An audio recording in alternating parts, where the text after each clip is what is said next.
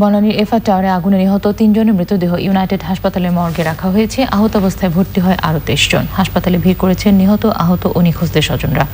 জরুরি সেবা দিতে হাসপাতালে সব ধরনের প্রস্তুতির কথা জানিয়েছেন কর্তৃপক্ষ। আক্তার হোসেনের রিপোর্টটি দেখুন।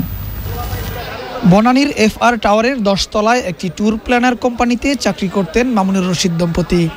জীবন বাঁচাতে লাফ দিয়ে ঘটনাস্থলেই মারা যান মামুন।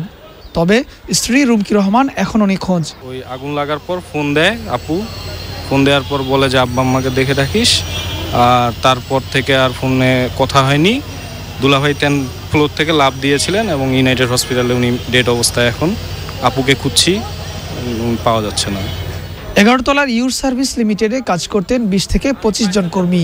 অনেকে বের হতে পারলেও 10 থেকে 12 জনের এখনও কোনো হদিশ নেই। সহকর্মীদের খোঁজ না পেয়ে অনেকেই কান্নায় ভেঙে পড়েন। নিখোঁজদের খোঁজে এখনও হাসপাতালে ঘুরছেন তাদের স্বজন ও সহকর্মীরা। আমরা প্রায় 25-30 জন ছিলাম। 11th ফ্লোরে ছিলাম, ইউর সার্ভিস গ্রুপে ছিলাম। আমাদের তিনটা মেয়ে ছিল আমাদের সাথে। আমরা লাস্ট পর্যন্ত সবাই একসাথে ভালোই ছিলাম, বেঁচে ছিলাম আর কি। তারপরে যখন আমাদের ফ্লোরে ধুলে আসছে, তারপরে আসলে যে যার মতন বের হয়েছে। আমি বের হয়েছি পিছন দিক দিয়ে, এসির দিক দিয়ে। আমি জানি না কে কীভাবে আসছে। লাস্ট 2:30টায় উনি ওনার শ্বশুরকে ফোন দিয়েছিল যে ধোঁয়ায় খুব অন্ধকার হয়ে আছে, আমরা নিঃশ্বাস নিতে পারছি না। এরপরে আর কথা হয় নাই, আর ট্রেস পাচ্ছি না। নিহতদের 3 জনের মরদেহ রাখা হয়েছে ইউনাইটেড হাসপাতালের মর্গে। আহতদের নিবিড় পর্যবেক্ষণে রাখা হয়েছে।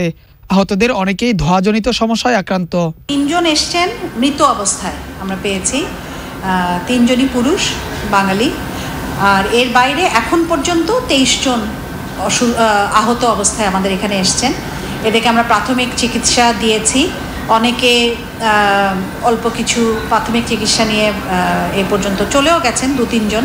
ইউনাইটেড হাসপাতালের মর্গে যে 3 জনের মৃতদেহ রয়েছে তারা হলেন মনির হোসেন, মামুনুর রশিদ ও মাকসুদ। তারা সবাই ওই ভবনে বিভিন্ন ফ্লোরে দীর্ঘদিন থেকে কাজ করতেন। আক্তার হোসেন, চ্যানেল আই, ঢাকা।